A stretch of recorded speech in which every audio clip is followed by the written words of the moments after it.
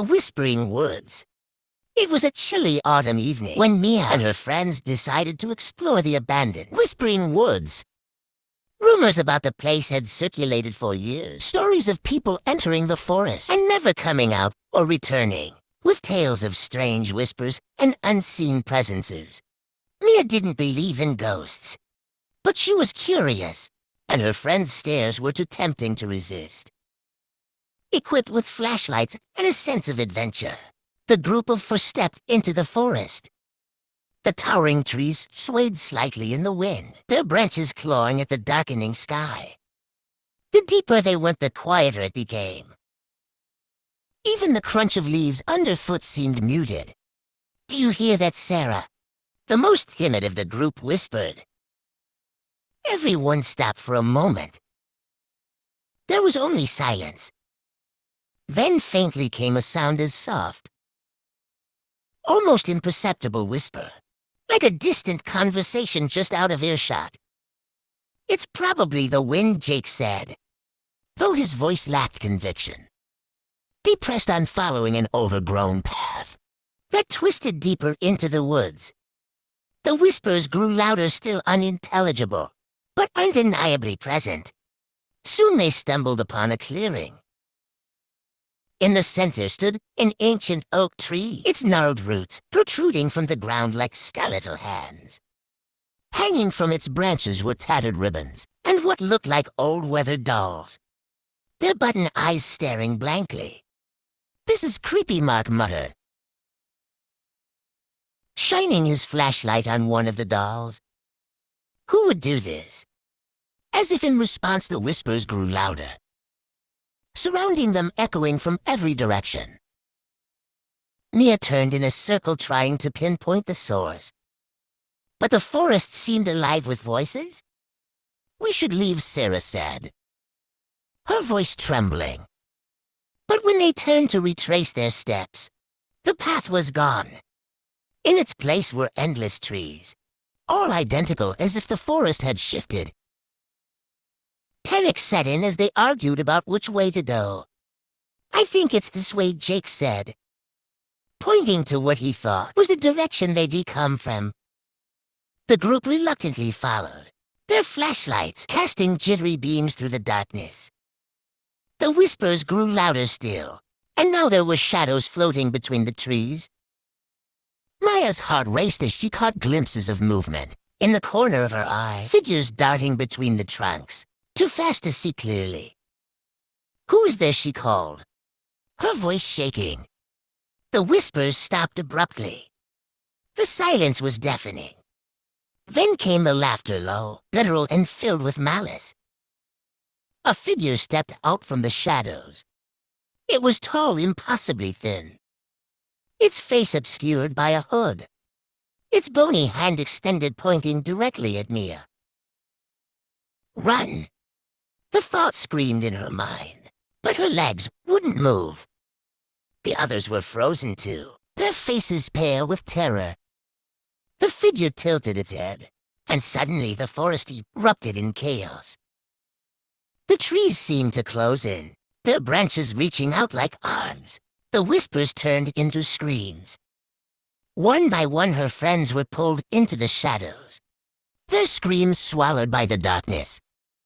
Mia ran, tears streaming down her face, her flashlight flickering wildly.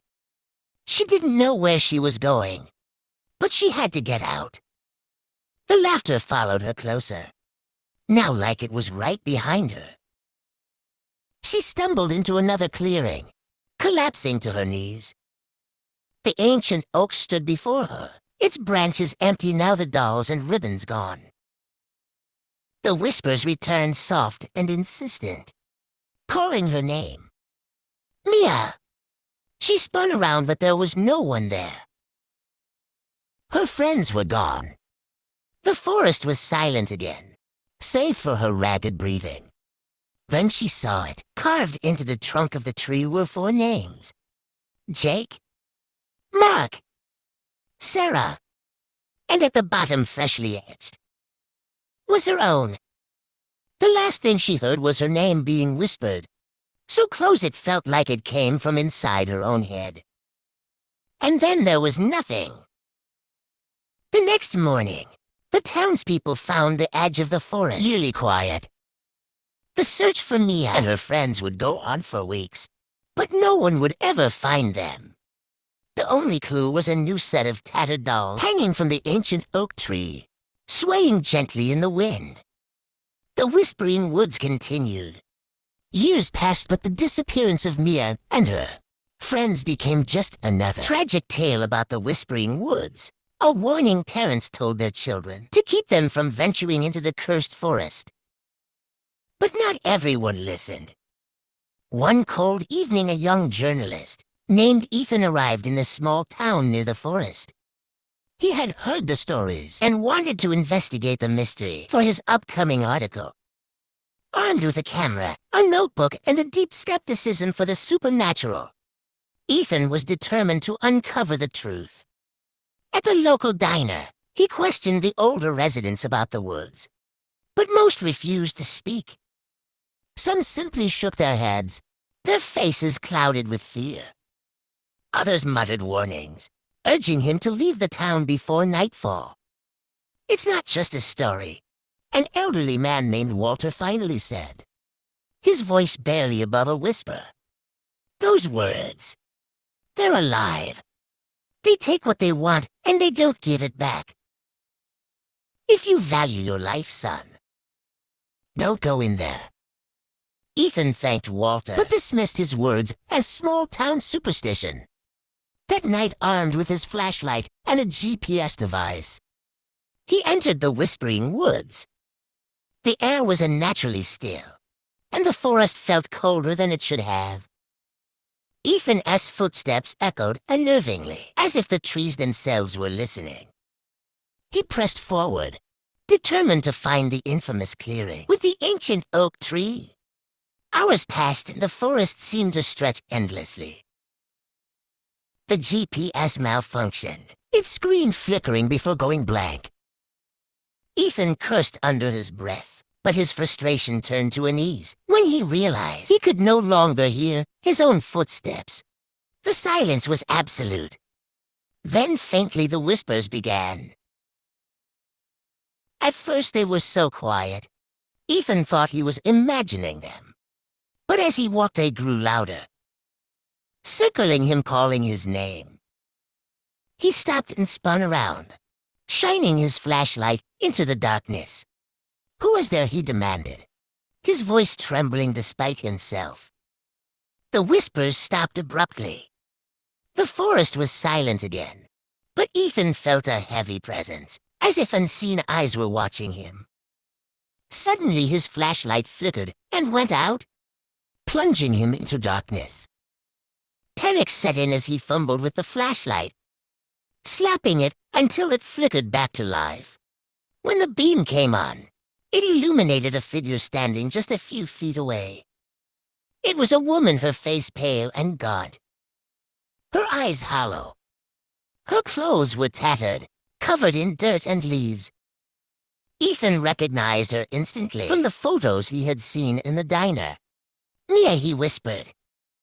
The woman tilted her head, her expression blank.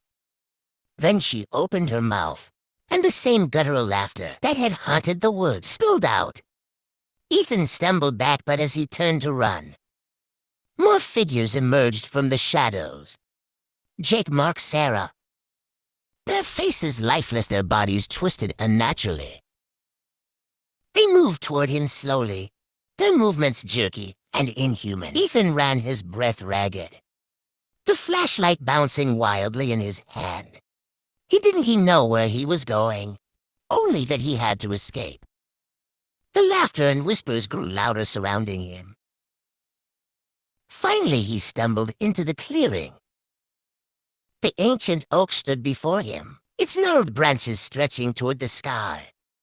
Hanging from its limbs were new dolls, their faces stitched with black thread, their button eyes gleaming in the dim light. Ethan's knees buckled as he realized each doll bore a resemblance to a missing person from the story, and at the very top hung for familiar faces.